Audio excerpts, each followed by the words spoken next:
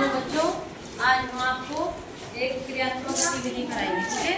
मतलब कि हम अपने घर से आते हैं, कोई बच्चा तो पैदल आता है, घर से आते हैं ना, कहीं हम बाहर घूमने जाते तो किससे जाते हैं?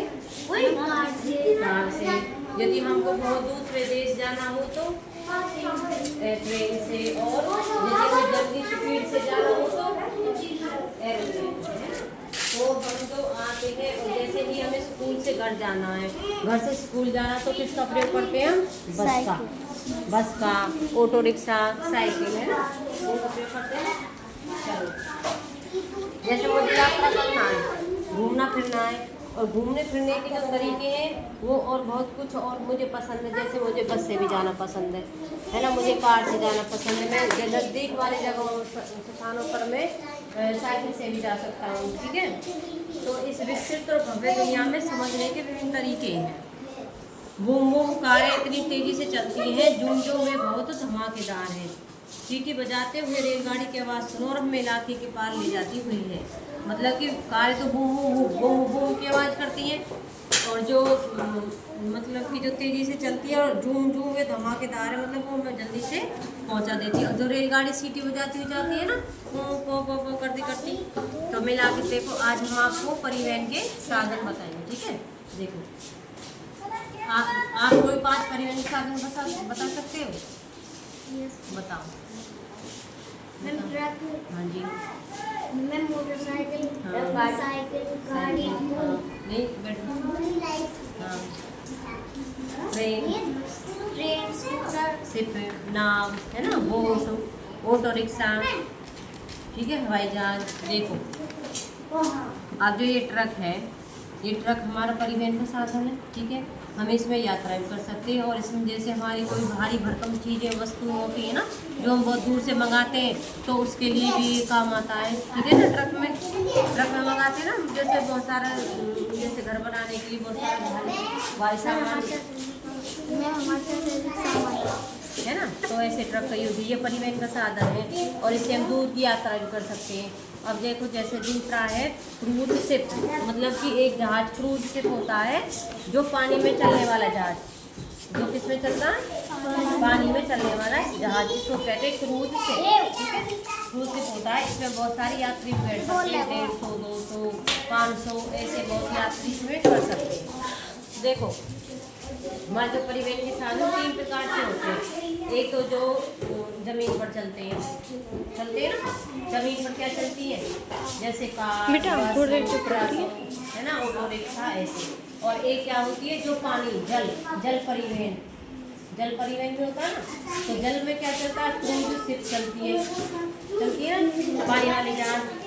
जैसे हावर क्राफ्ट चलता है, जैसे हम क्राफ्टिंग नहीं करते, ये क्राफ्ट होता है। सबमरीन होता है, मतलब कि जो पानी के अंदर ही अंदर चलता है।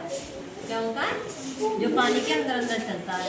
और एक ये हावर क्राफ्ट, ये वाटर क्राफ्ट, जो लैंड के ऊपर भी चल सकता है, पानी में भी, और बर्फ में भी, और कीचड़ में भी।